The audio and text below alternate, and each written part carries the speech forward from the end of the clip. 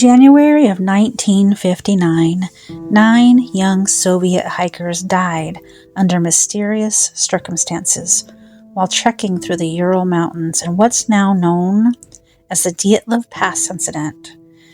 The expedition was led by a 23-year-old hiker named Igor Alexeyevich Dyatlov. He was aiming to reach the peak of Otorten, a mountain in the northern Urals of Soviet Russia.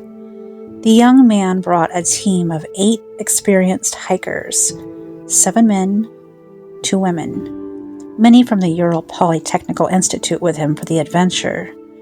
Before he left, Dyatlov told his sports club that he and his team would send them a telegram as soon as they returned. But that telegram was never sent, and none of the hikers of the so-called Dyatlov Pass incident were ever seen alive again.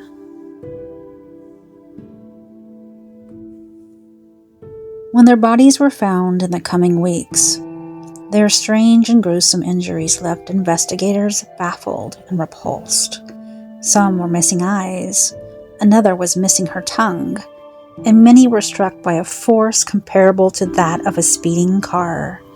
But no one could make sense of it. The Soviet government closed the Dyatlov Pass case quickly, saying the hikers died due to hypothermia because they were just inexperienced, and that maybe something like an avalanche was at fault. That explanation cleared up none of the lingering questions. And while the Russian government did reopen the case in 2019, we still don't know exactly what happened on that snowy mountain all those years ago.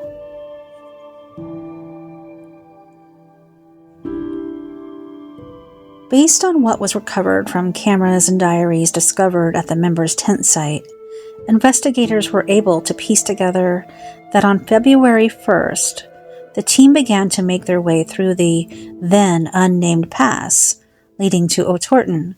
As they pushed through the hostile climate toward the base of the mountain, they were hit with snowstorms that ripped through the narrow pass, decreasing their visibility and causing the team to lose their sense of direction.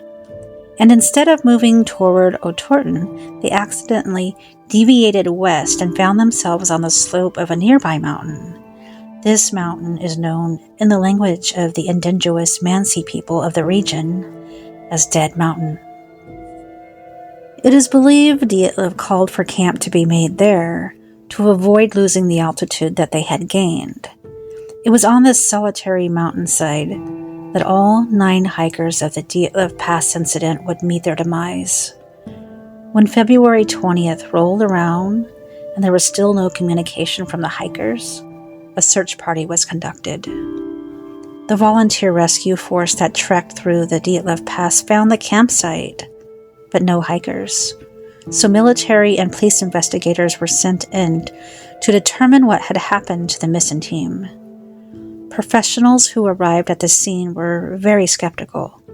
Though the group was made up of experienced hikers, the route that they had chosen was remarkably difficult, and this route was a real danger. With the hikers having been missing for so long, it was expected to find an open and shut case of a horrific accident on a treacherous ground. They were only partially correct. Police detectives were met with a gruesome discovery on February 26th.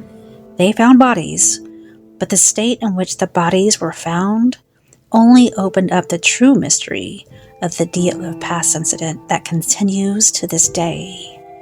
When investigators arrived at the campsite, the first thing that they noticed was that tent was cut open in a way that soon proved to be from the inside, and that it was nearly destroyed.